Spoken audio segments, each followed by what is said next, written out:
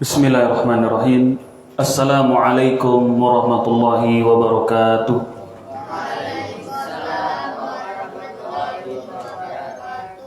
Innal hamdalillah nahmaduhu wa nasta'inuhu wa nastaghfiruh wa na'udzu billahi min shururi anfusina wa min sayyiati a'malina. May yahdihillahu fala mudhillalah wa may yudlil fala hadiyalah. Asyhadu an la ilaha illallah wahdahu la syarikalah wa asyhadu anna Muhammadan abduhu wa rasuluhu. Amma ba'd, fa inna asdaqal hadithi kitabullah wa khairal hadi hadi Muhammadin sallallahu alaihi wa ala alihi wa sallam. Wa syarrul umuri muhdatsatuha fa inna kulla muhdatsatin bid'ah wa kulla bid'atin dhalalah wa kulla dhalalatin finnar. Ma'asyiral muslimin, ayyuhal ikhwah, jamaah sekalian yang saya muliakan, pertama-tama kita bersyukur kepada Allah tabaraka wa taala yang kembali memberikan kepada kita taufik dan hidayahnya, sehingga Allah Azza wa Jal memudahkan langkah kita untuk mempelajari ad-din, mempelajari agama al-Islam.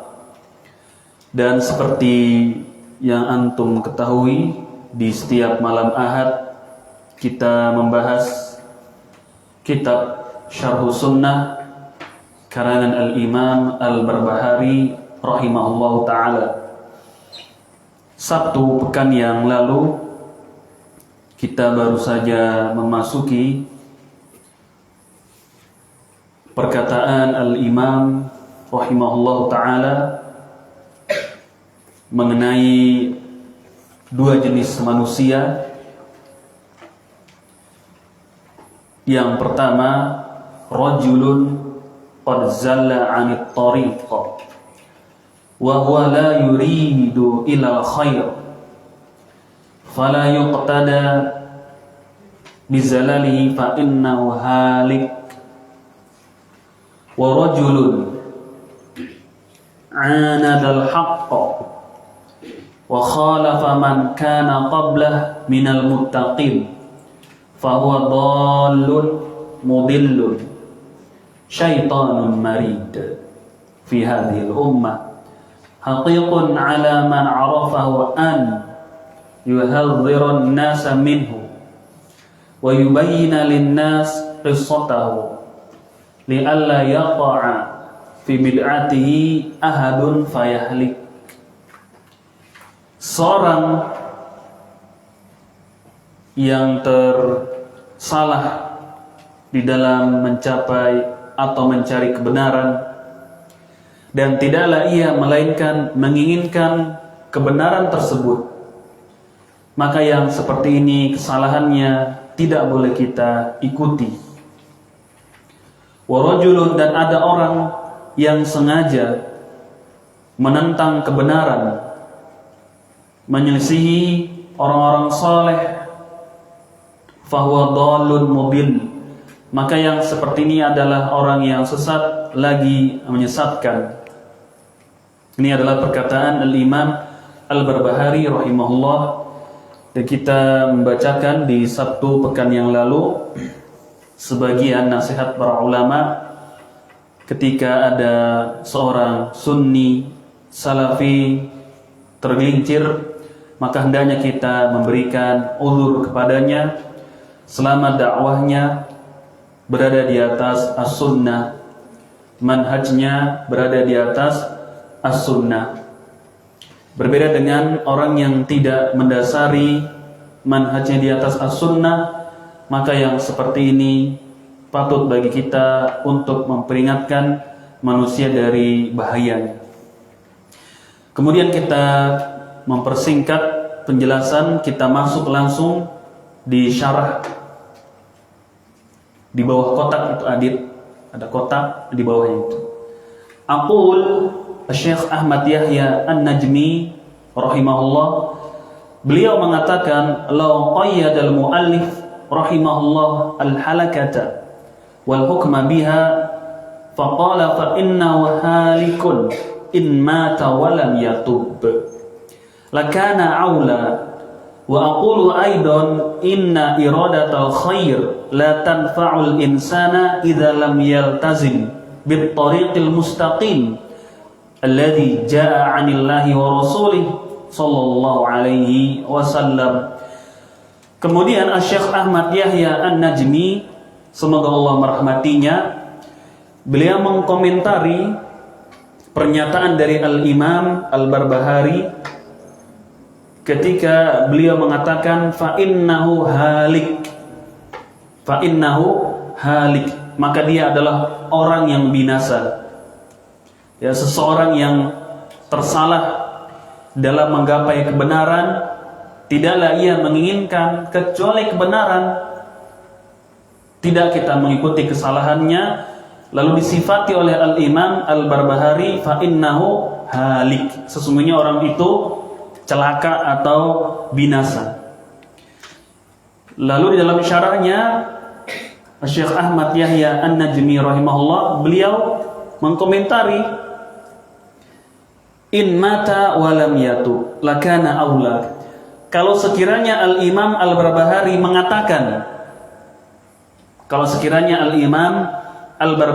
mengatakan, orang tersebut binasa atau celaka kalau dia mati dan belum bertobat dari kesesatannya, dari kesalahannya, lakana aula, maka ungkapan yang demikian itu lebih baik, lebih utama. Ini beliau memberikan komentar dari pernyataan Al-Imam Al-Barbahari. Karena Al-Imam Al-Barbahari beliau mengatakan fa innahu halik, maka orang seperti ini yang tersalah di dalam menggapai kebenaran dan tidaklah ia menginginkan kecuali al-haq, kesalahannya tidak kita ikuti. Fa innahu halik, maka orang tersebut celaka atau binasa. Lalu Syekh Ahmad Yahya An-Najmi mengatakan, kalau sekiranya Al-Imam mengatakan in mata walam yatub, kalau sekiranya Al-Imam mengatakan orang tersebut sesat, binasa kalau dia mati lalu belum bertaubat, lakana aula, maka yang seperti ini, ungkapan yang demikian lebih baik, lebih utama. Yang lebih baik, lebih utama. Banyak kita mendapati perkataan Al-Imam Al-Barbahari yang dikomentari oleh para syurahul kitab, oleh para pensyarah syarhus sunnah, juga banyak mengkomentari pernyataan-pernyataan Al-Imam Al-Barbahari rahimahullah yang terkesan tegas, ya, tidak pandang bulu, ya, tegas, tidak pandang bulu, atau apalagi ya, tanpa basa-basi. Maka dikomentari oleh pensyarah syarhus sunnah, di antaranya Syekh Ahmad Yahya An-Najmi dan yang lainnya, dari ungkapan-ungkapan Al-Imam Al-Barbahari, karena beliau memang terkenal tegas di dalam memberantas bid'ah dan juga ahlinya. Bahkan terkadang dari ungkapan-ungkapan beliau bisa dimaknai, dipahami keliru oleh pembacanya. Maka dijelaskan oleh para ulama kita, sebagian tidak menyetujuinya. Seperti ini contohnya, kalau sekiranya mengatakan demikian-demikian, maka lebih utama, lebih baik lagi. Bukan tidak setuju, namun lebih utama. Wa aqulu aidan inna iradatal khair la tanfa'ul insan idza lam yaltazim bit tariqil mustaqim alladhi jaa'a 'anillahi wa rasulih alaihi salatu wassalam. Kemudian dijelaskan di situ, sesungguhnya semata-mata menginginkan kebaikan saja itu tidak bermanfaat bagi seseorang. Yakni tidak cukup orang itu hanya menginginkan kebaikan saja. Kalau bahasa gampangnya, niat baik saja di dalam beribadah itu tidak cukup. Semata-mata hanya niat baik, alasannya karena niat baik saja, di dalam beramal, di dalam berakidah dan seterusnya, itu tidak cukup. Idza lam yaltazim bit tariqil mustaqim alladzi jaa'a 'anillahi wa rasulih, kalau dia tidak menetapi, tidak mengikuti jalan yang lurus yang datang dari Allah dan juga Rasulnya sallallahu alaihi wasallam. Jadi tidak cukup niat baik saja. Tidak serta-merta niat baik itu diterima oleh Allah Subhanahu wa taala. Ya, seperti orang ingin menolong orang susah lalu dia mencuri. Namun niat mencuri adalah untuk menolong orang-orang yang susah, yang miskin. Maka niat baik saja tidak cukup. Paham? Niat baik saja tidak cukup, kecuali dia mengikuti apa yang Allah syariatkan. Itu dengan bekerja, dia mencari uang lalu dibagi-bagikan kepada fakir miskin, maka itu cara yang benar. Tidak semata-mata niat baik mencuri uang orang untuk menolong orang-orang yang susah lalu disetujui oleh syariat, tidak cukup.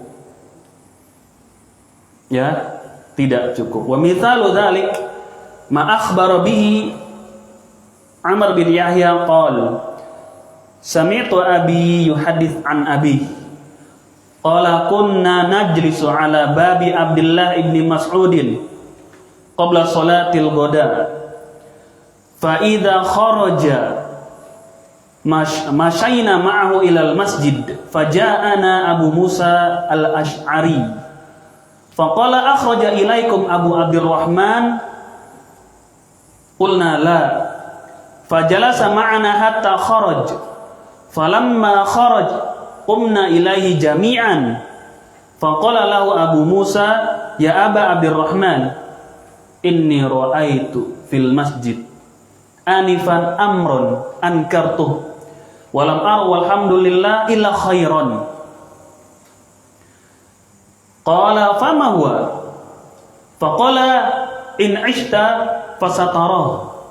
Qala ra'aitu fil masjid qauman hilaqan julusan yantadhiruna as-shalah fi kulli halqatin rajulun wa fi aydihim hasa fayaqul kabbiru mi'ah fayukabbiruna mi'ah fayaqulu hallilu mi'ah fayuhalliluna mi'ah wa yaqulu sabbihu mi'ah fayusabbihuna mi'ah. Qala famadza qulta lahum qala ma qultu lahum syai'an intidhara ra'yik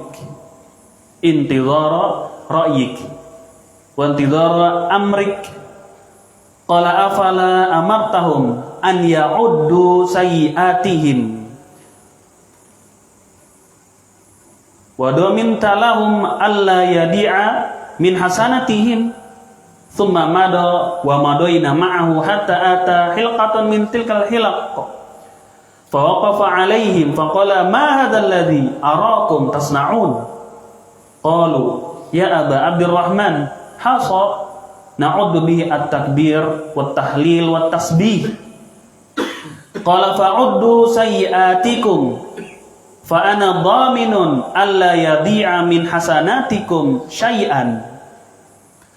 Waihakum ya ummata Muhammad ma asra halakatukum haula'i sahabatu nabiyikum sallallahu alaihi wasallam mutawafirun wa hadhihi thiyabuh lam tabla wa aniyatuh lam tubsar walladhi nafsi biyadihi innakum la'ala millatin hiya ahda min millati Muhammad aw muftatihu baba dhalalatin.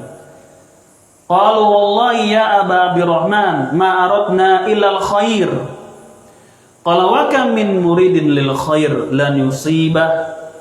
Inna Rasulullah sallallahu alaihi wasallam haddatsana anna qauman yaqra'una al-Qur'an la yujawizu taraqiyahum wa imillah ma adri la'alla aktsaruhum minkum thumma tawalla anhum faqala Amr bin Salamah ra'ayna ammata ulaik al-hilaq yuta'unana yauman nahrawan ma'al khawarij, rawahu ad-Darimi rahimahullah fis sunan. Kemudian dibawakan hadis untuk menjelaskan bahwasanya kebaikan itu tidak cukup di dalam menggapai keridhaan Allah Azza wa Jalla. Bahwasanya niat yang baik itu tidak cukup di dalam beribadah. Tidak semata-mata niat baik itu bisa diterima oleh Allah Azza wa Jalla, melainkan kita harus sesuai dengan syariat, apa yang Allah syariatkan melalui lisan nabinya yang mulia Muhammad alaihi salatu wassalam. Dibawakan di sini athar dari Abdullah bin Mas'ud bersama Abu Musa al-Ash'ari. Diriwayatkan oleh Al-Imam Ad-Darimi, disahihkan oleh Syekh Al-Albani rahimahullah dalam kitabnya Silsilah As-Sahihah.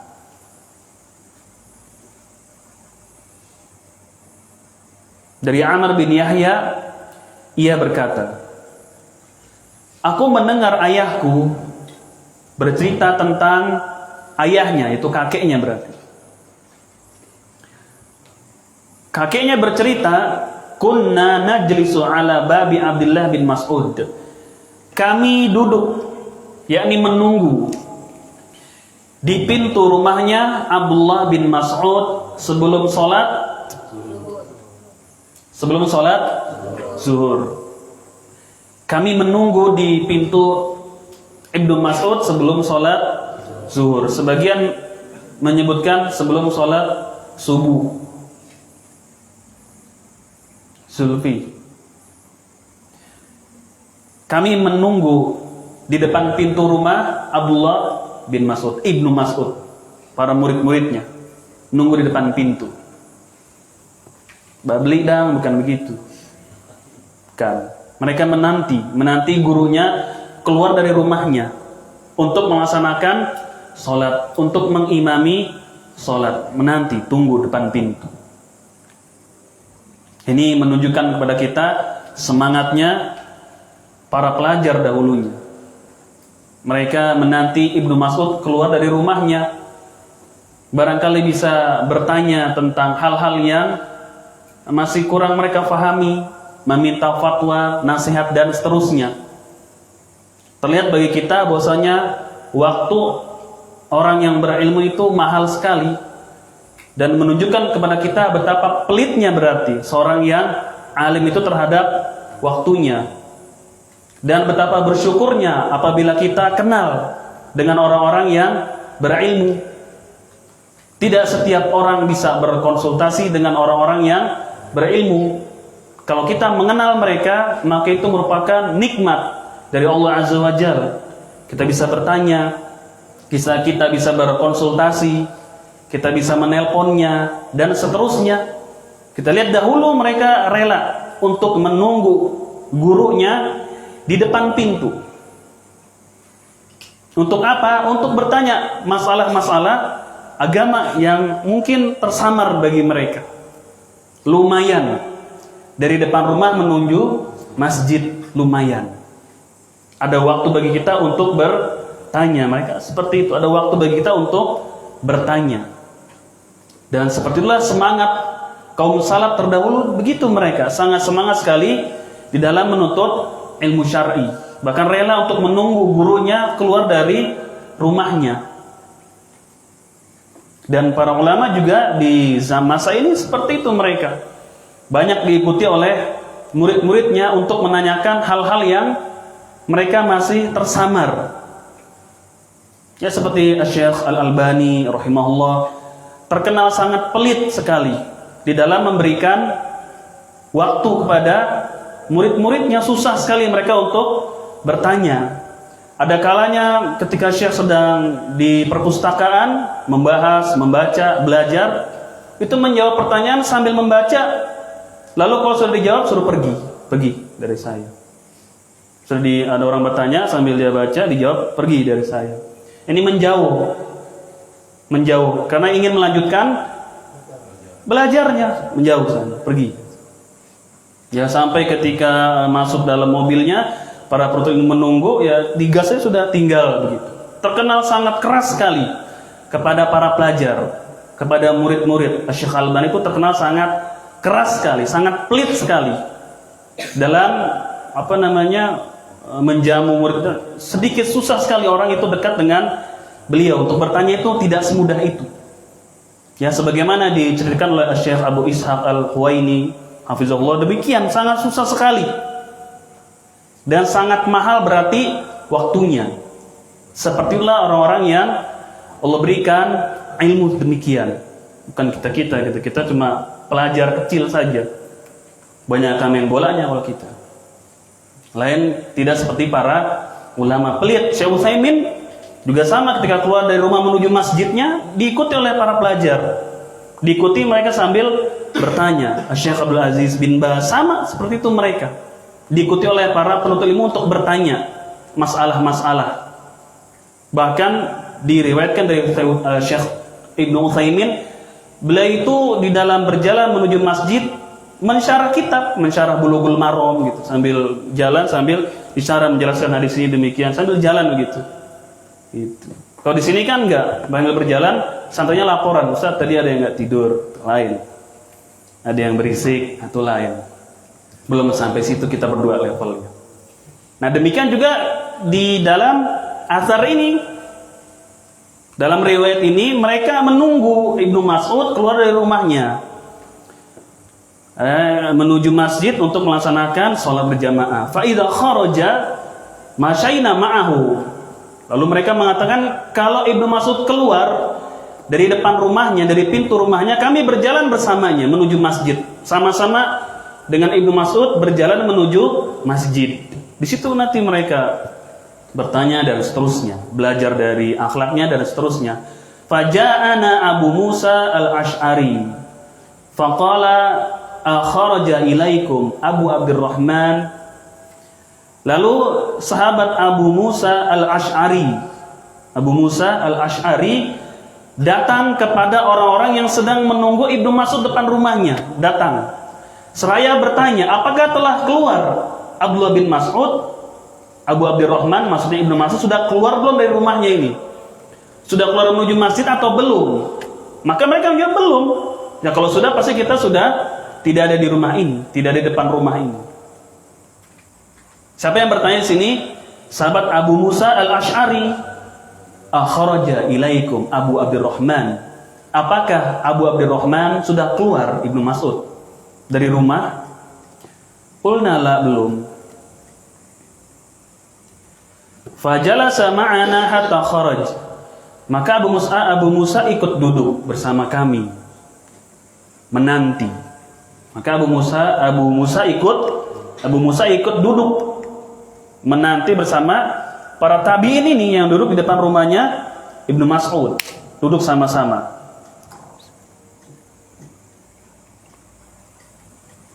Kemudian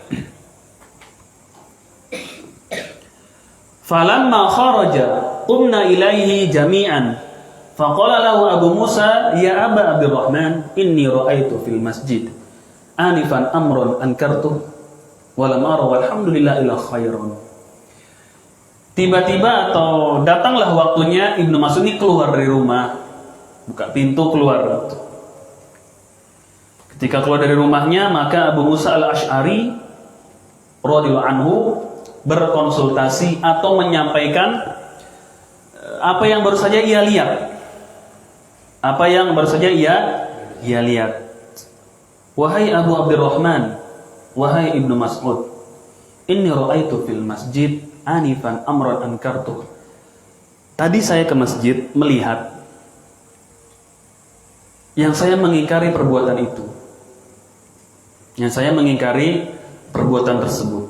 Saya melihat sebuah kegiatan di masjid yang saya nggak setuju dengan kegiatan ini, nggak setuju. Itu tidak setuju. Dan tidaklah saya melihat kegiatan tersebut melainkan kebaikan. Tidak saya melihat kebaikan tersebut melainkan itu sebuah hal yang baik, yakni ibadah dalam rangka mentaati Allah, urusan agama baik. Namun saya mengingkarinya. Qala fama huwa. Ibnu Mas'ud mengatakan, apa itu? Kegiatan apa yang ada di masjid? Kegiatan apa yang ada di masjid? Ada apa sih di masjid itu? Padahal Abu Musa al-Asy'ari juga seorang sahabat di sini, tapi dia berkonsultasi kepada sahabat yang lebih senior. Bisa saja dia mengatakan bid'ah, bisa tidak? Bisa saja, karena tahu fawaid, mengerti batasan-batasan sunnah dengan bid'ah, mengerti tidak? Mengerti. Tapi dia ingin memuliakan yang lebih senior dalam hal ilmu. Dia ingin bertanya, berkonsultasi. Bisa tidak dia menjawab sebenarnya? Bisa tidak dia menilai? Bisa aja, bid'ah saya. Diomelin, dia marahin, bisa, tapi dia termasuk adab dia terhadap orang yang lebih alim. Karena Ibnu Mas'ud di mana nih? Di Irak, di Kufah ini, sebagai wakil dari Umar bin Khattab, dikirim dia ke Kufah untuk mengajarkan memang orang-orang yang ada di Kufah ini, di Irak. Bukan dia imam masjidnya, dia di situ. Diutus oleh Umar bin Khattab untuk ngurusin Kufah gitu. Daerah Irak. Nanti di situ timbulan mazhab Abu Hanifah di situ. Mulai para ulama ada dari sana. Diutus di Kufah itu sebagai dai-nya di situ. Diutus sana untuk mengajarkan orang-orang Kufah. Seperti Mu'ad bin Jabal diutus ke Yaman untuk mengajarkan Islam di sana. Siapa yang mengutus?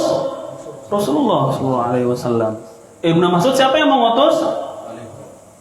Umar bin Khattab. Diutus oleh penguasa langsung. Ini yang 40 hari 3 hari siapa yang utus? 4 bulan itu kan ada. Siapa yang utus mereka? Ulil amri? Gak ada. Amir-amir bayangan, amir-amir hizbiyah, harokiyah, sia-sia politik. Siapa yang ngutus mereka? Bukan penguasa. Dan apakah mereka orang-orang yang berilmu sekelas alim seperti ini? Enggak ngerti. Mengajak sholat saja belum paham tentang bagaimana cara sholat, mereka banyak yang nggak tahu.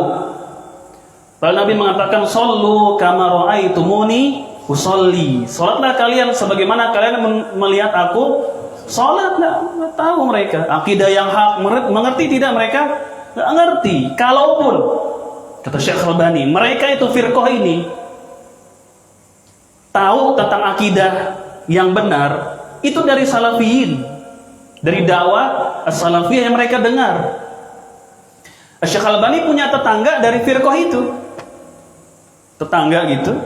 Ditanya, "Aina Allah?" Di mana Allah? Dia jawab, "Fis sama." "Min aina antum ta'lamun?" Dari mana kalian tahu akidah itu? "Minna o minkum?" Minkum. Dari kelompok kalian atau dari kami? Dari engkau. Dari siapa? Dari dakwah salafiyah itu. Kalau mereka tahu akidah-akidah yang seperti itu bukan dari firqah mereka, karena tidak diajarkan sama mereka itu. Firqah yang 3 hari, 40 hari, 4 bulan keluar itu, yang dengan jargon jihad fisabilillah. Siapa yang utus mereka? Bukan penguasa seperti ini. Dan mereka mengkiaskan keluarnya mereka sebagaimana keluarnya para sahabat. Tidak, berbeda, sangat jauh sekali.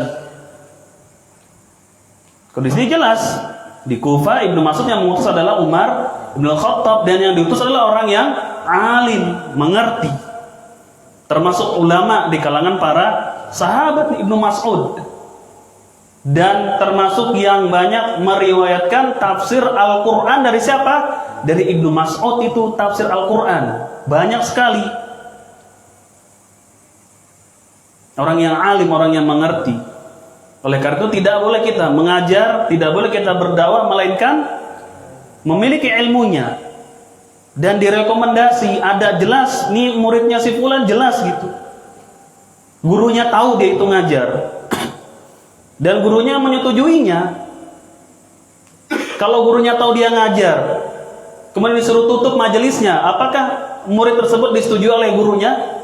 Tidak berarti, karena guru paling tahu keadaan siapa? Muridnya paling tahu. Kok kamu dakwah?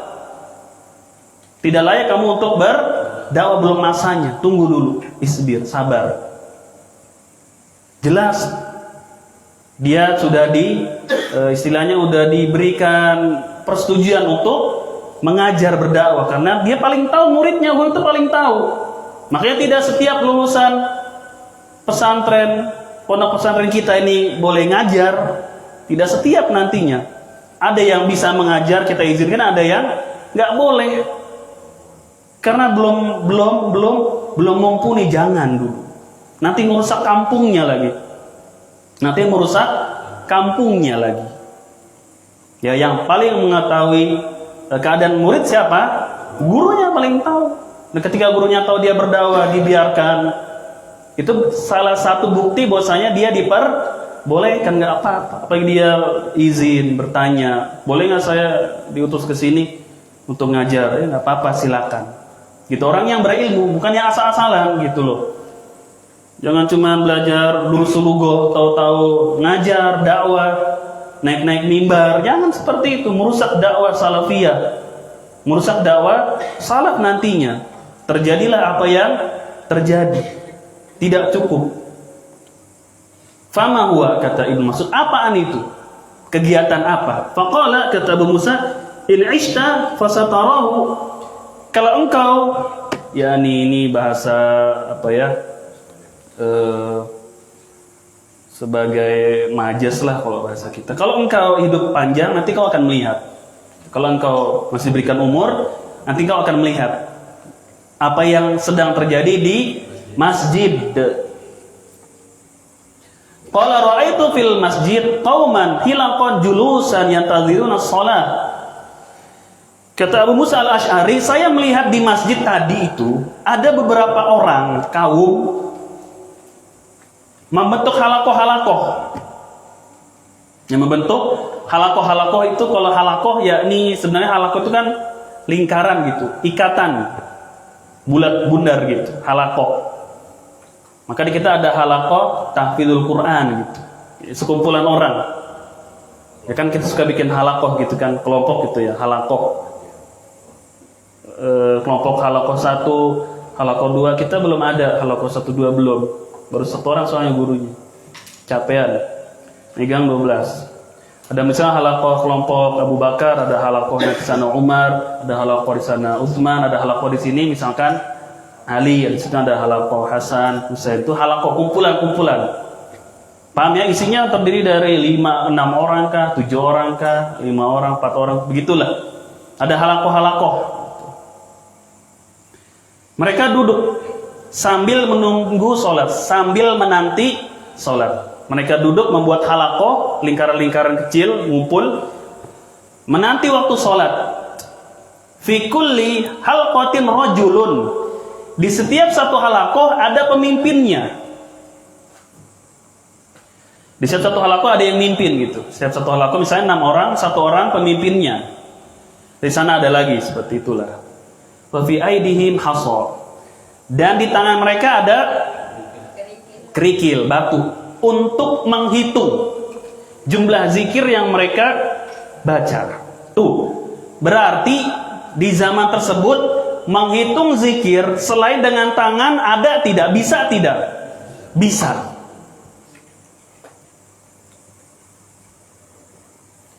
Kan yang disyariatkan menghitung zikir itu dengan tangan ya, dengan jari, dengan tangan. Terserah deh mau pakai ruas yang bagaimana, terserah mau seperti ini, subhanallah, terserah mau pakai buku-buku ini, terserah, pokoknya dengan tangan menghitungnya.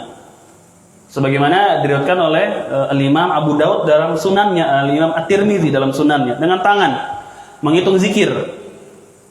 Thayyib. Kemudian menghitung zikir di masa tersebut bisa tidak dengan selain tangan? Bisa. Ada penghalangnya tidak? Tidak ada. Tapi tidak dipilih itu, tidak dikerjakan dengan itu. Ketahuilah bahwasanya itu adalah bid'ah. Tidak ada penghalang yang menghalangi mereka dari menghitung zikir dengan batu, dengan kayu, tidak ada yang menghalangi. Bisa saja langsung dikerjakan. Kemudian alatnya juga ada alatnya.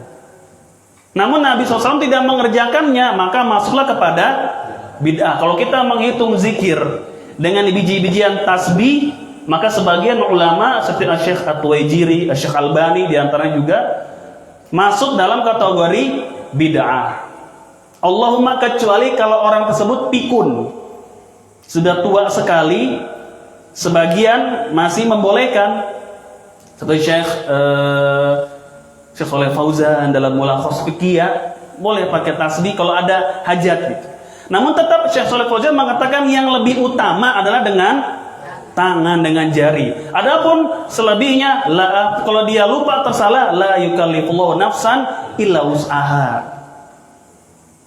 Jadi tetap memang lebih baik kita meninggalkan menghitung zikir dengan biji-bijian tasbih dan lainnya, atau dengan yang seperti dipakai oleh pramugari di pesawat itu. Tinggalin aja itu.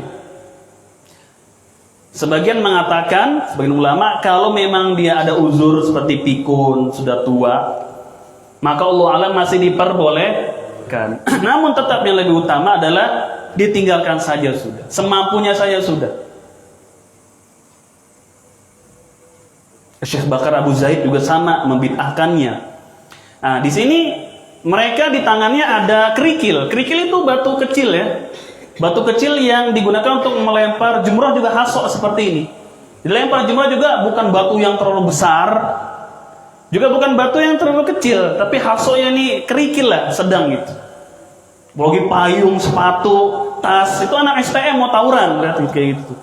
Biasa tawuran kali lu ya, pakai payung apa lemparin tas, bukan. Pakai batu yang kerikil, tidak terlalu besar, tidak juga terlalu kecil. Terlalu besar bulu.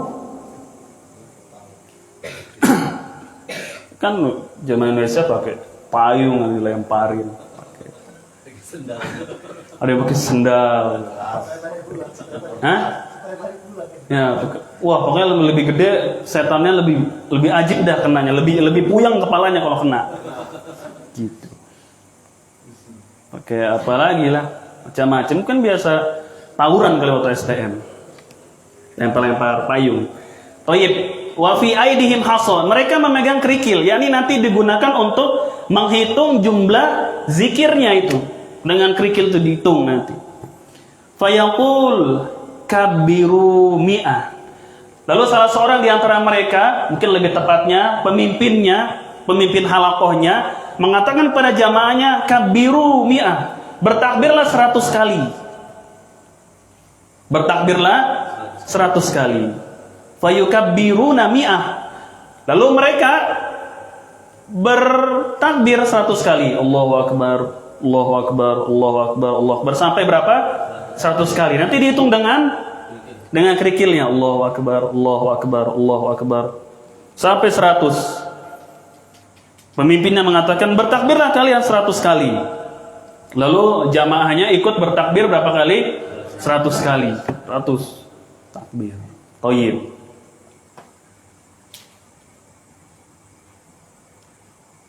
Kalau kita kembali ke yang pernah kita pelajari, ini kan sudah mengikat jumlah zikir. Diikat jumlah zikirnya menjadi berapa? 100. Yang tidak ada tuntunannya dari syariat. Itu adalah ciri di antara ciri-ciri bid'ah. Diikat sama dia. Dengan jumlah berapa? 100 sambil menunggu sholat. Mungkin daripada kita ngobrol-ngobrol tidak karuan, sama-sama kita duduk bareng-bareng, kita berzikir sambil nunggu waktu sholat. Itu kan talbis iblis. Itu tipu daya dari iblis. Ya daripada kita ngobrol-ngobrol nggak jelas, murojaah juga malas, mari kumpul sama-sama, kita zikir bareng-bareng. Kita zikir sama-sama. Berzikir bersama kalau dalam rangka mengajari boleh tidak? Boleh. Tapi nanti dilepas sudah, ditinggal lagi. Ketika muridnya sudah ngerti, sudah diajari teorinya apa, itu dilepas tinggal. Zikir masing-masing. Kalau masih baru dalam rangka mengajarkan, maka Allah alam masih diperbolehkan. Sebagaimana menurut penjelasan sebagian ulama, asal dari Ibnu Abbas, tidaklah saya mengetahui sholat itu sudah selesai bersama Nabi SAW kecuali saya mendengar suara takbir mereka di mana? Di masjid. Kan Ibnu Abbas mengatakan demikian. mengetahui Nabi sudah selesai sholat dari takbirnya para sahabat di masjid itu. Sebagian ulama menjelaskan Nabi SAW tidaklah berzikir keras kecuali untuk mengajarkan kepada para sahabatnya. Ini loh lafaz-lafaznya demikian. Ini loh lafaz-lafaznya yang dibaca. Sebagian mengatakan tetap jahar boleh. Zikir sesudah sholat boleh tetap jahar. Boleh dengan suara keras. Zikir sesudah sholat boleh dengan suara keras boleh. Pendapat yang mengatakan tidak boleh zikir dengan suara keras sesudah sholat, karena Nabi SAW hanya mengajarkan saja sebenarnya itu. Dan itu disebutkan oleh mereka di awal Islam. Nabi suaranya zikirnya keras sampai terdengar. Di awal Islam dan dalam rangka mengajarkan. Mereka membangun pendapat itu, akhirnya tidak boleh zikir dengan suara keras setelah sholat. Sebagian mengatakan tetap zikir sesudah sholat boleh dengan suara yang keras terdengar oleh orang lain. Jangan senang dulu. Ada syarat dan ketentuan yang pertama bukan berjamaah. Sendiri. Yang kedua adalah apa? Bukan berjamaah. Yang kedua, lafaz-lafaz yang dibaca, lafaz-lafaz yang valid, yang sahih dari Rasul sallallahu alaihi wasallam. Yang ketiga mengatakan boleh keras hanya pas takbir saja sudah cukup. Allahu akbar, Allahu akbar, Allahu akbar, sudah diam lagi. Karena cuma itu yang kedengar. Cuma itu yang ada di dalam riwayat Ibnu Abbas tadi. Selebihnya sudah nggak ada kedengaran lagi. Paham nggak? Ini fikih, ini kan pelajaran fikih. Intinya kita ingin menjelaskan dalam rangka mengajarkan diperbolehkan berzikir dengan suara yang terdengar oleh orang lain, mengajarkan nih muridnya seperti itu. Dan itu juga merupakan pendapat Al-Imam Asy-Syafi'i dalam kitabnya Al-Um Az-Zikru Ba'da Shalah. Dalam kitab Al-Um ada pembahasan zikir sesudah sholat. Wa yuhibbu ayyahjura al-imam lil ma'mum ta'liman lahum. Saya menyukai bagi imam untuk menjaharkan zikir sesudah sholat dalam rangka mengajarkan makmumnya. Dalam rangka mengajarkan makmumnya, kata Al-Imam Asy-Syafi'i, saya suka kalau imam itu dijaharkan zikirnya untuk mengajarkan makmum. Sampai kata Al-Imam, makmum ini paham, baru dia kembali untuk mensirkan zikirnya, kembali untuk disirkan. Jadi penjelasan Al-Imam Asy-Syafi'i, dijaharkan boleh bagi imam untuk mengajarkan makmumnya. Namun sesuai kebutuhan, sudah selesai, ngerti, paham, cukup.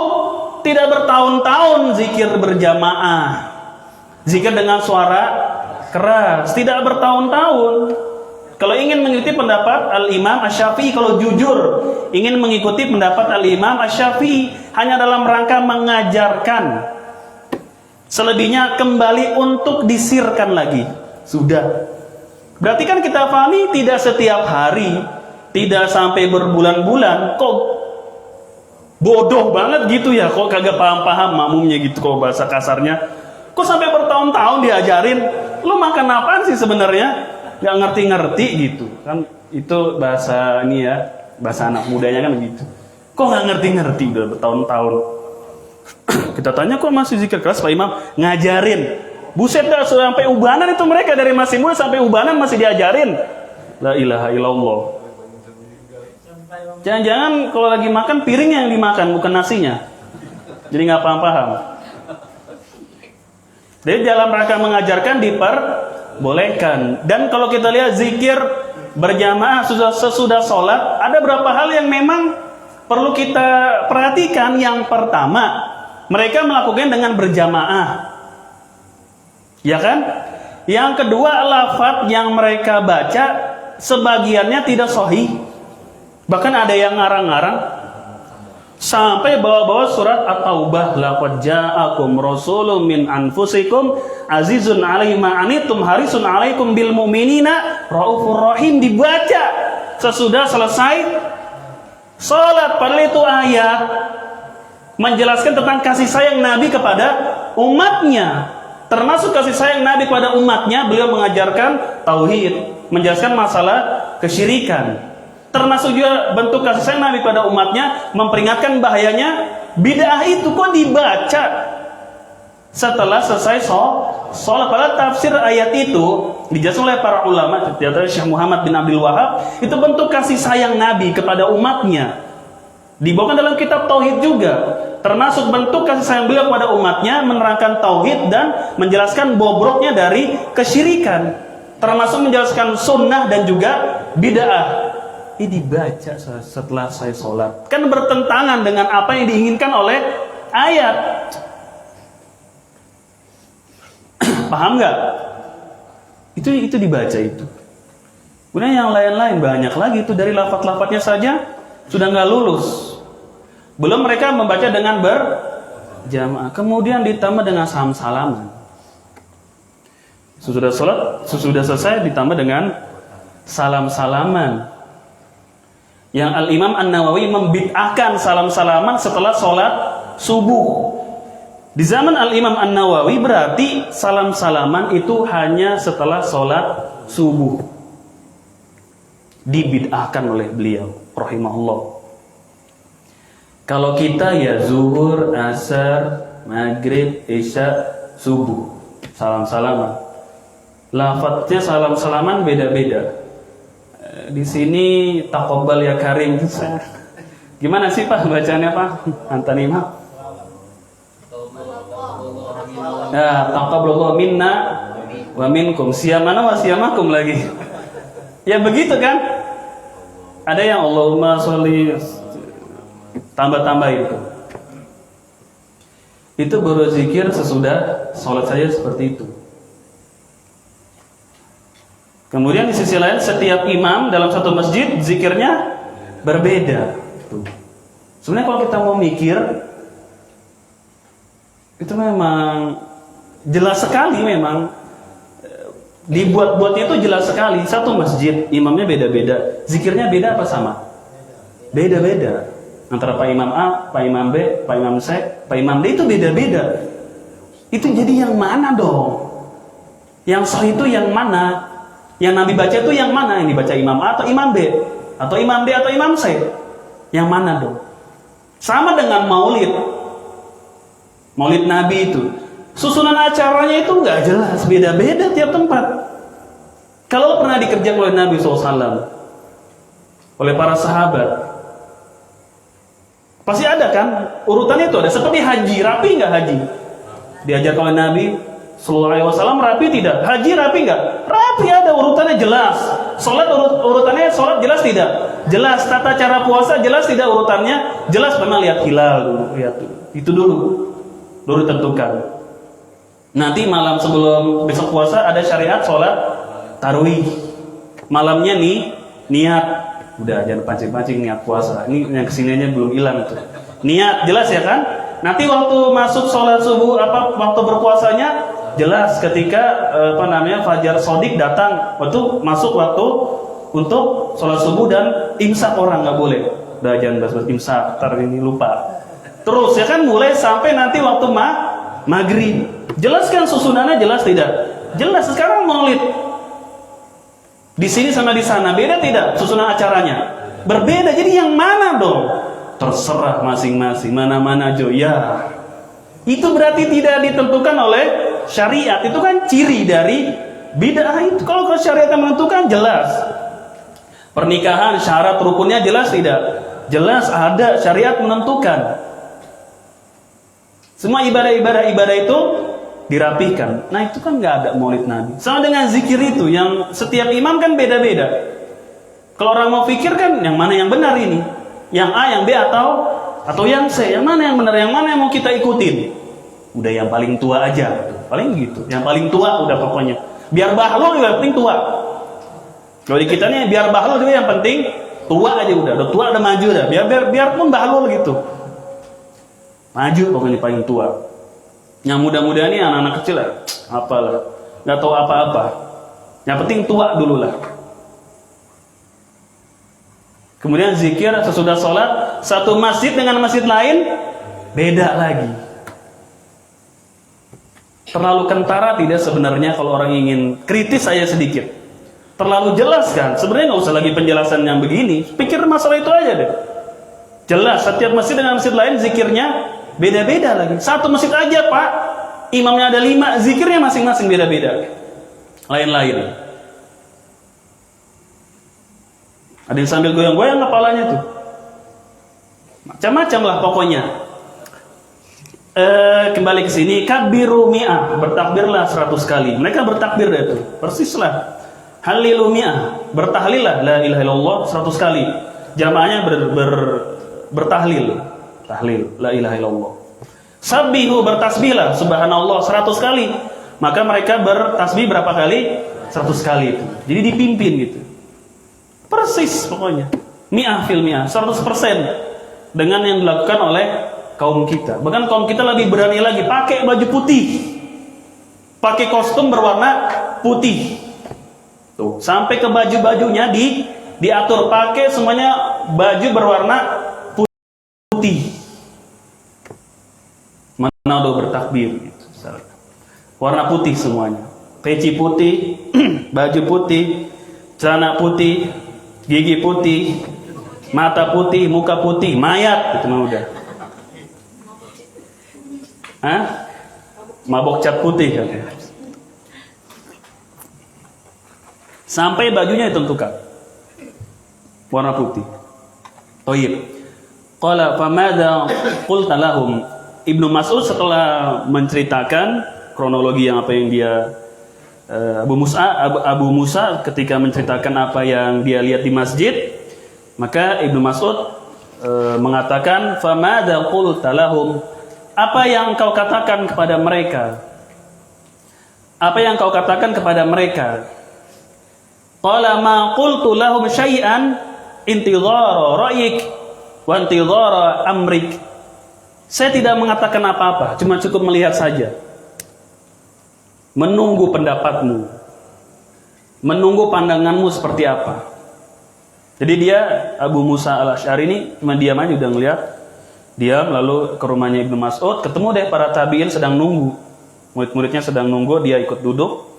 Diceritakan demikian dan dia nggak bilang apa-apa. Abu Musa ketika lihat kejadian perkara itu diam aja udah. Menunggu fatwa dari Ibnu Mas'ud, menunggu pandangannya Ibnu Mas'ud. Tadi kita katakan sebenarnya bisa saja untuk diingkari langsung karena sahabat yang mengerti Abu Musa al-Asy'ari. Termasuk orang alim di kalangan para sahabat. Merti, bisa saya mengatakan nggak boleh, tidak benar, gitu. Bisa. Qala afala amartahum an ya'uddu sayyi'atihim wa daminta lahum alla yadi'a min hasanatihim. Kenapa kata Ibnu Mas'ud, wahai Abu Musa, engkau tidak memerintahkan mereka hitung saja keburukan-keburukan yang kalian kerjakan? Saya menjamin bahwasanya kebaikan-kebaikan kalian tidak akan disia-siakan oleh Allah. Jadi kau jangan zikir dengan kerikil itu jumlah zikir, hitung saja keburukan-keburukan kalian. Kebaikan kalian akan disimpan oleh siapa? Oleh Allah. Hitung aja keburukan kalian.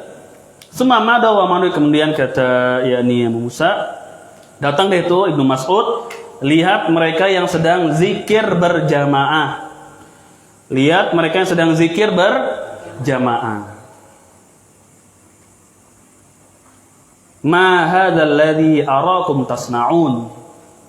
Ibnu Mas'ud ketika ke masjid melihat mereka ini, apa yang kalian kerjakan? Apa yang sedang kalian kerjakan? Lagi ngapain nih di masjid? Ya, ini pertanyaan yang menuntut kepada penjelasan. Bertanya agar mendapat penjelasan dari mereka. Ngapain nih? Kok zikir bareng-bareng? Gitu. Ngapain kamu? Sedang ngapain? Sedang apa yang kalian kerjakan ini? Apa ini yang kalian kerjakan? Qalu, mereka menjawab, para peserta zikir ini, zikir berjamaah, ya Aba Abdurrahman, hasa na'udhu bihi at-takbir, at-tahlil, at-tasbih. Wahai Ibnu Mas'ud, ini ada kerikil, dengannya Kami menghitung jumlah zikir kami, takbir kami, tahlil kami, tasbih kami. Kami hitung dengan kerikil ini. Rafi, duduk yang rapi. Rapi, duduk yang rapi. Sesuai dengan namanya. Duduk yang rapi. Ini kerikil kami gunakan untuk menghitung jumlah zikir kami. Qala fa'uddu sayyi'atikum wa ana dhaminun alla yadi'a min hasanatikum syai'un. Kata Ibnu Mas'ud, hitung saja sudah keburukan-keburukan kalian. Saya menjamin kebaikan kalian itu nggak akan kemana kok. Akan dicatat oleh Allah. Hitung saja sudah keburukan kalian. Ya, jangan kalian menghitung kebaikan-kebaikan kalian. Sudah, kalau kalian melakukan amal soleh, akan dihitung oleh siapa? Oleh Allah juga. Keburukan kalian aja tuh, introspeksi diri tentang keburukan kalian. Paham? Ini juga nasihat bagi kita, ketika melakukan kebaikan, udah lupain aja, dilupakan. Yang kita ingat-ingat adalah tentang kesalahan dan dosa kita. Itu lebih merendahkan diri kita, tidak membuat diri kita itu sombong besar.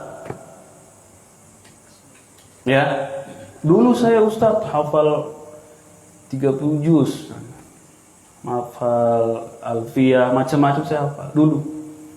Sekarang Anas sisa. Ini masjid ini saya itu yang bangun. Saya yang bangun itu. Ini apalagi misalnya pohon kelapa ini saya yang tanam dulu itu. Terus saya masih bayi saya tanam, tumbuhnya bareng saya itu. Kalian tinggal makan aja ini. Lupakan saja kebaikan-kebaikan, dilupakan. Allahumma kecuali ingin memotivasi orang kembali kepada niat orang itu sendiri. Ingin memotivasi seorang. Itu jembatan dulu kita yang bikin. Baru setengah, uang saya habis. Gitu kan? Baru setengah itu uang saya habis. Barangkali kamu mau bantu setengah lagi supaya orang kampung sana bisa aksesnya enak. Kata dia, ria lu. Dia bilang, ria. Ini sudah memvonis. Saya itu ngasih tahu supaya kamu tuh terdorong. Bukan saya itu setengah, ini karya saya itu setengah. Kan sebenarnya nggak lucu juga kalau cuma setengah gitu, karya setengah lagi nggak ada kan. Sebenarnya dia ingin motivasi, boleh tidak? Boleh, nggak apa-apa. Demikian. Ingin mengajarkan, boleh tidak? Boleh kita melakukan kebaikan, ingin mengajarkan. Seperti Nabi yang mulia Shallallahu Alaihi Wasallam, dia sholat di atas mimbar untuk mengajarkan kepada para sahabat biar melihat cara sholatnya beliau Shallallahu Alaihi Wasallam. Itu ingin mengajarkan, boleh tidak? Boleh. Pagi-pagi ustadznya nyapu lapangan, murid-murid lagi pada santai ngobrol, dia nyapu. Ya ustadznya ria. Nah, kan bahlul begitu. Untung gua nggak denger lo. Mau denger gua keluarin lo. Baim kunci miftahul ghurfah paling. Dia apa maksudnya nyapu itu ternyata ingin mengajarkan murid-muridnya, ayo segera kalian untuk nyapu. Bukan ria ustadz. Kan begitu. Untung gua nggak dengar tuh. Rajin nih Ustaz. Ustaz bagus begitu. Iya. Gua panah langsung. Panah langsung ikat dia pohon. Panah taruh apel kepalanya, panah mukanya, slep. Canda. Bukan memotivasi boleh. Juga dalam rangka mengajarkan diperbolehkan. Seperti sedekah terang-terangan boleh tidak? Boleh, nggak apa-apa. Saya terlalu jauh nanti antum nggak ngerti.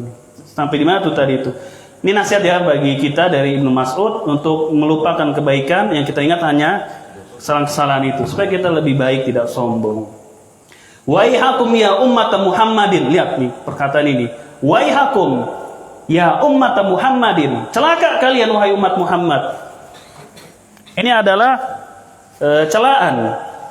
Ini adalah apa? Ungkapan dalam rangka mencela, menghardik itu bahasa kita, membentak. Celaka kalian umat Muhammad sallallahu alaihi wasallam. Ma asra halakatukum, cepat sekali kalian itu sesat. Cepat sekali kalian itu tersesat. Apa buktinya mereka cepat sekali sesat? Ini para sahabat saja masih pada hidup sebagiannya. Para sahabat saja masih pada hidup, kok kalian sudah sudah kurang ajar, kalian tuh amalannya sudah aneh seperti ini gitu loh. Kok berani-beraninya melakukan amalan yang baru? Cepat banget kalian sesat. Para sahabatnya masih hidup. Di sini juga faidah bagi kita, Ibnu Mas'ud itu menilai kebenaran dan keburukan dengan manhajnya siapa? Para sahabat. Sahabat ini nggak ada yang seperti itu. Berarti kan barometer kebenaran secara tidak langsung disebutkan oleh Ibnu Mas'ud adalah sikap dan cara beragamanya para sahabat. Ini para sahabat masih ada. Ya ini mereka masih hidup, tidak ada yang melakukan seperti kalian. Kok udah lancang sih?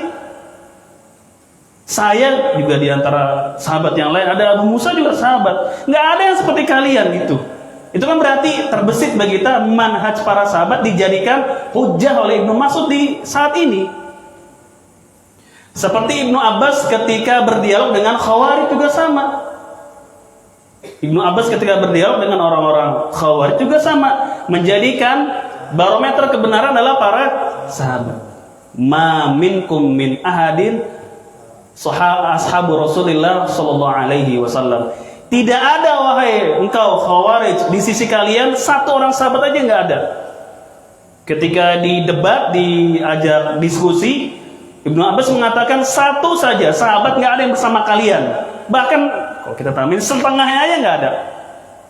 Tidak ada satupun sahabat yang bersama kalian. Itu bukti bahwasanya perbuatan kalian, keyakinan kalian itu adalah sesat. Ibnu Abbas juga sama ketika dialog dengan Khawarij gitu. Tidak ada satupun sahabat Rasulullah SAW bersama kalian, nggak ada.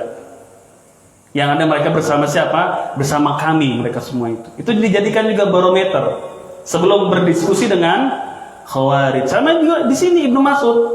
Para sahabat masih banyak. Wa hadhihi thiyabu lam tabla. Ini baju-baju mereka belum pada robek, belum pada usang. Ya masih pada hidup. Bejana-bejana mereka belum pada hancur. Demi Allah, innakum la'ala milatin ya ahada min milati Muhammad au muftatahu baba dhalalatin. Demi Allah, kata Ibnu Mas'ud, kalian memiliki dua pilihan. Pertama, kalian menganggap lebih baik dari ajarannya Rasulullah sallallahu alaihi wasallam. Tidaklah kalian melakukan ini kecuali dua hal ini yang akan disebutkan. Pertama, kalian menganggap diri kalian itu lebih baik daripada ajarannya Rasulullah sallallahu alaihi wasallam. Kalian menganggap lebih baik dari Rasulullah sallallahu alaihi wasallam. Kenapa?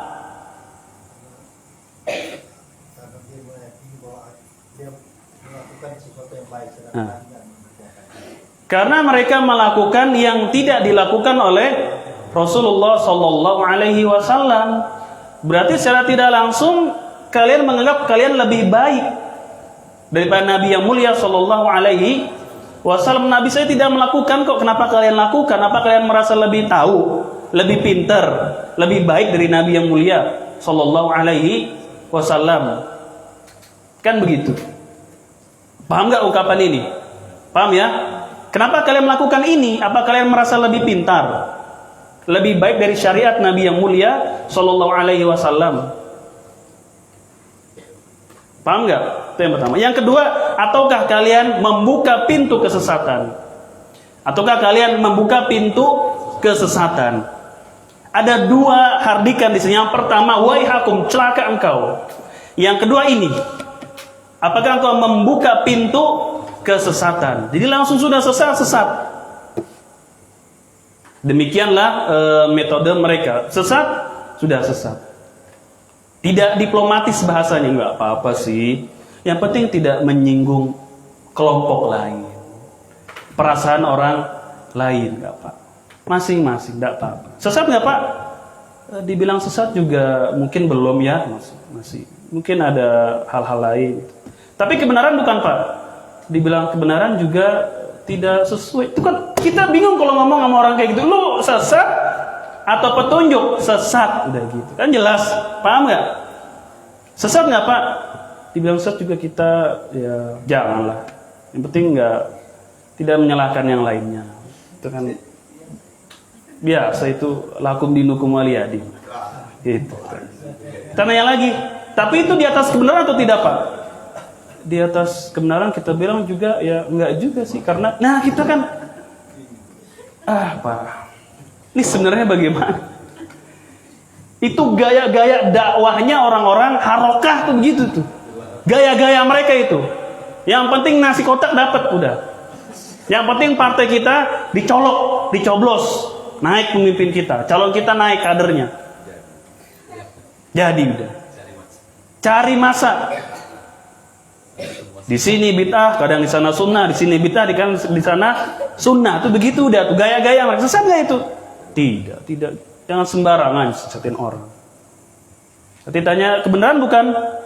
Sebenarnya sih menyelisih sunnah lah. Terus bagaimana ini, Pak? Sesat atau petunjuk? Itu kan gaya-gaya mereka. Itu mereka bungkus dengan bahasa fikih dakwah. Fikih dakwah itu gitu. Itu kita masuk dulu. Hati mengingkari. Yang penting hati kita mengingkari. Tapi kita tetap melaksanakan kegiatan itu. Iya, tetap nggak apa-apa. Kita sedikit-sedikit dulu, pelan-pelan dulu. Lama-lama kita jadi ahlul bid'ah, udah pelan-pelan dulu. Lama-lama kita jadi ahlul bid'ah sudah. Begitu. Nih kalau kata Syekh Albani diumpamakan orang yang seperti ini nih, melihat orang tawaf di kubur, dia ikut tawaf dulu, ikut tawaf.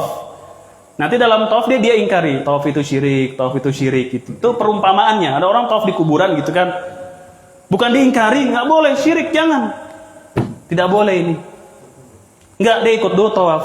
Dia ikut dulu tawaf bareng-bareng gitu, ikut tawaf keliling di kuburan keramat.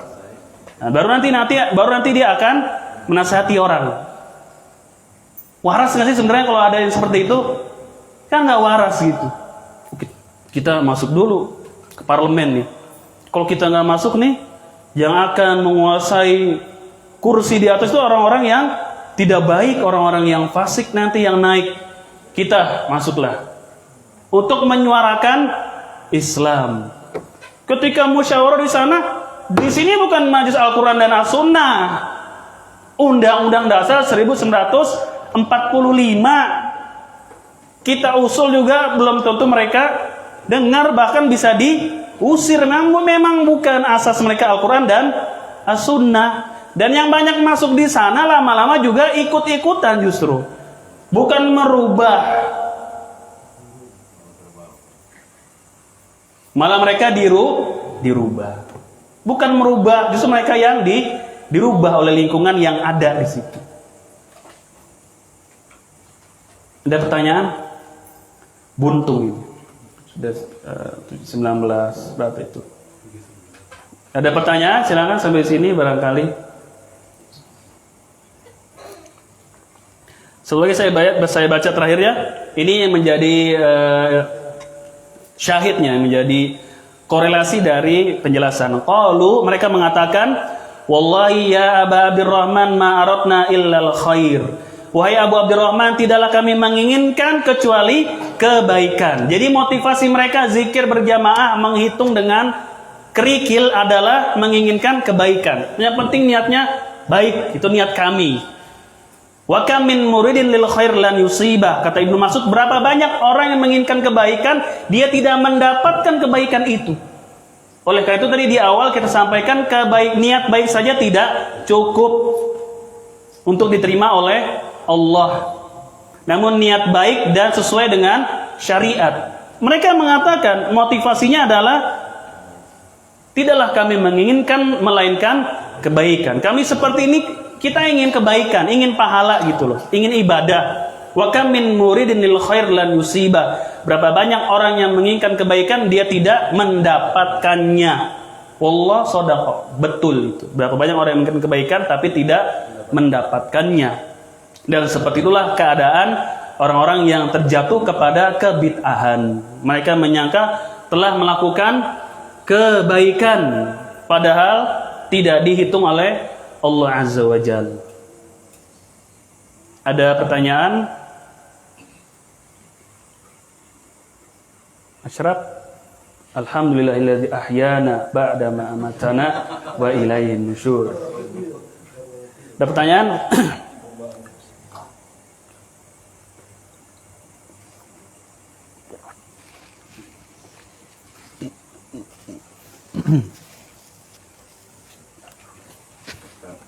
Ya Pak. Kalau kita bisa menilai Ustaz, yang ternyata kebenaran itu sulit Ustaz. Sementara yang secara bersama itu lebih banyak. Karena kalau secara berpikir secara akal, orang itu bisa berpikir Ustaz. Kenapa orang cenderung kepada kesalahan atau kesalahan itu Ustaz? Sementara yang mereka itu kurang yang suka atau kurang yang berpikir. Jadi pertanyaan kita, kenapa orang cenderung ke hal-hal yang kesalahan tadi Ustaz? Iya. Ya, dibanding jalan kebenaran, sebagaimana kebenaran. Kecenderungan manusia itu Ustaz. Iya Pak. Kita bisa melihat kenyataan Ustaz. Tidak orang memiliki para sahabat itu sendiri sementara yang tidak memiliki banyak. Padahal kebenaran itu sudah jelas dan mereka pun mungkin tahu Ustaz. Jadi gimana? Iya, banyak faktornya kenapa banyak kesesatan dan orang lebih condong pada kesesatan. Yang pertama sunnatullah, yang pertama adalah sudah ketentuan Allah Azza wa Jal. Banyaknya orang-orang yang tersesat, seperti umat Islam terpecah belah menjadi 73, itu kan lebih banyak yang sesat dibandingkan yang berada di atas kebenaran. Kemudian faktor-faktor yang lain seperti jahil, ya tidak mengerti tentang qawaid, kaidah-kaidah beragama. Kemudian ittibaul hawa, mengikuti hawa nafsu. Kemudian bi'ah as-sayyi'ah, kemudian lingkungan yang tidak di atas sunnah lah kalau dalam bab ini. Tidak bagus. Baik itu lingkungan syahwat atau lingkungan syubhat. Itu ada faktor-faktor yang mereka menyimpang. Ya, tentunya memang kita juga digoda oleh syaitan juga. Banyak faktor-faktor yang lain. Yang pertama, itu sudah ketentuan Allah, memang kebenaran itu sedikit, tidak banyak. Namun yang lebih banyak adalah kesesatan. Kemudian yang kedua, seperti kejahilan di dalam beragama, tidak mengerti, nggak paham. Maka orang bisa tersesat.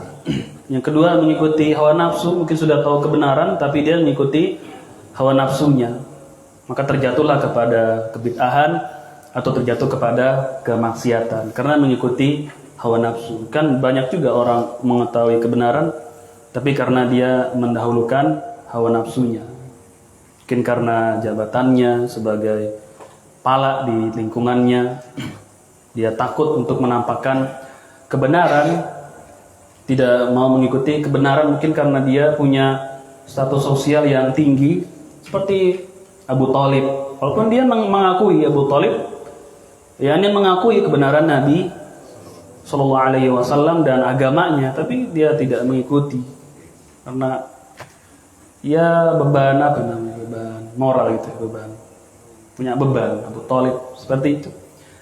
Ada juga yang mengetahui kebenaran seperti paman yang lain, Abu Jahal, Abu Lahab, tahu itu paman, ngerti, tapi karena hawa nafsu. Dan juga banyak yang seperti ini di kalangan kaum muslimin, sudah tahu manhaj yang benar ya tapi nggak diikuti. Ketiga, karena al-bi'atus sayyi'ah, karena lingkungan yang nggak bagus, kurang bagus.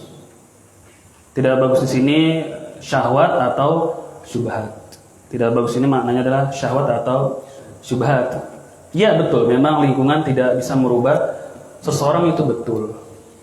Tapi memang lingkungan sedikit banyak bisa lah membawa seseorang menuju pada kebaikan. Seperti pesantren ini, tidak setiap orang yang sekolah di sini otomatis jadi baik, kan enggak. Tapi memang lingkungan di situ adalah lingkungan di sini adalah insya Allah lingkungan yang baik, yang belajar.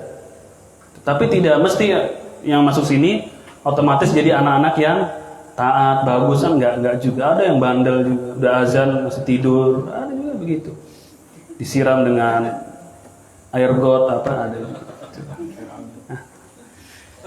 Seperti di Mekah juga kan sama. Mekah kan lingkungan bagus. Kenyal, makan la yuqaddisu ahadun. La yuqaddasu ahadun. Tempat itu tidak bisa mensucikan seseorang. Tempat tidak bisa mensucikan seseorang. Yang bisa tempat itu, lingkungan, mendorong seseorang jadi baik itu bisa. Mendorong seseorang untuk jadi lebih baik itu bisa tempat. Tapi merubah dia otomatis jadi orang baik nggak bisa. Seperti Mekah, kita mungkin tinggal di Mekah, mungkin ada orang tinggal di Mekah, yang biasa di sini nggak pakai kerudung, jilbab ya kan, ke sana pakai jadinya. Lingkungan mendorong dia itu. Walaupun niatnya macam-macam, tapi lingkungan itu bisa mendorong dia. Ya kan? Biasa di sini misalkan nggak sholat berjamaah, tinggal di Mekah, di Madinah misalkan, ketika azan disuruh tutup itu dulu. Sekarang udah nggak ada katanya. Di tempat itu nggak bisa mensucikan seseorang, tapi dia bisa untuk mendorong seorang untuk lebih baik lah, bisa. Makanya kalau antum berpikir bikin perumahan sunnah gitu kan, lalu di situ kita meyakini, nanti lebih baik ya? Enggak, sama aja. Kalau bukan live kita kasih tahu. Ada juga yang begajulan, ya ada juga sebagian. Walaupun tinggal di katanya perumahan sunnah, tidak. Hatta tinggal di Mekah gitu. Kita jadi salafi itu enggak. Abu Jahal lulusan Mekah itu. Iya, Abu Jahal itu lulusan Mekah. Abu Lahab lulusan mana emang? Mekah. Kafir ya, penentang dakwah. Bahkan keluarga lagi. Ya mungkin perumahan-perumahan yang seperti itu ya bisa mendukung kita untuk jadi lebih baik gitu. Tapi tidak bisa kita langsung kalau tinggal di perumahan sana jadi bagus, jadi salafi, enggak ada kemaksiatan, la haula wala quwata illa billah. Pokoknya beres itu, semua anak-anaknya rapi, enggak, sama aja manusia. Sama saja. Bahkan perumahan sunnah yang bodong juga kan banyak. Ada penanya yang lain? Iya, Pak. Nanti sebelahnya perumahan bid'ah gitu bikinnya. Ya Pak. Katanya generasi terbaik dalam Islam itu Nabi, para sahabat, tabi'in. Pertanyaan saya itu yang disebut tabi'in itu sampai generasi abad berapa? Iya. Apakah generasinya Imam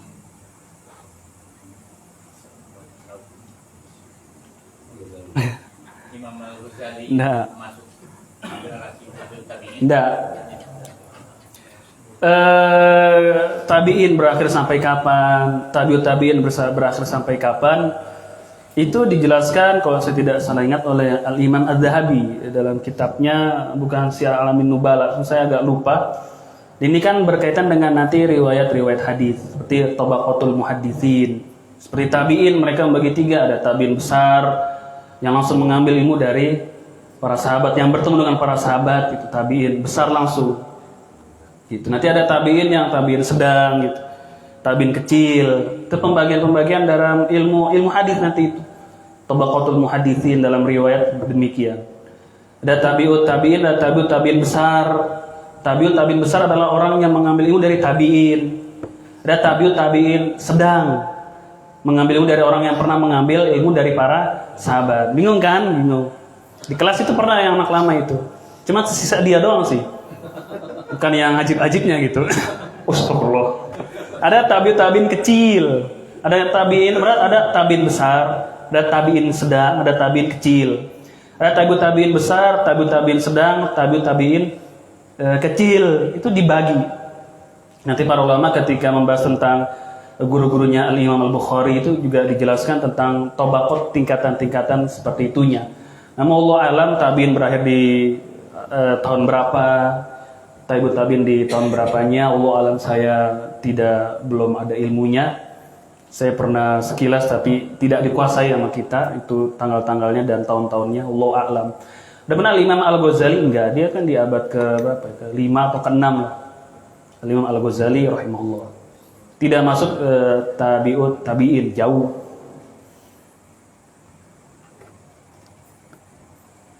Seperti Imam Ahmad tuh, tabi'ut tabi'in. Kecil gitu, Imam Ahmad masuk. Ada pertanyaan yang lain karena Imam Ahmad berguru dengan Al-Imam Syafi'i, tabi'ut tabi'in besar itu Imam Syafi'i. Ada pertanyaan yang lain?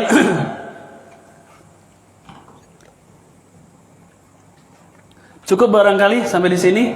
Kalau yang tanya ya lewat WhatsApp saja. Subhanaka Allahumma bihamdika asyhadu an la ilaha illa anta astaghfiruka wa atubu ilaik. Wassalamualaikum warahmatullahi wabarakatuh.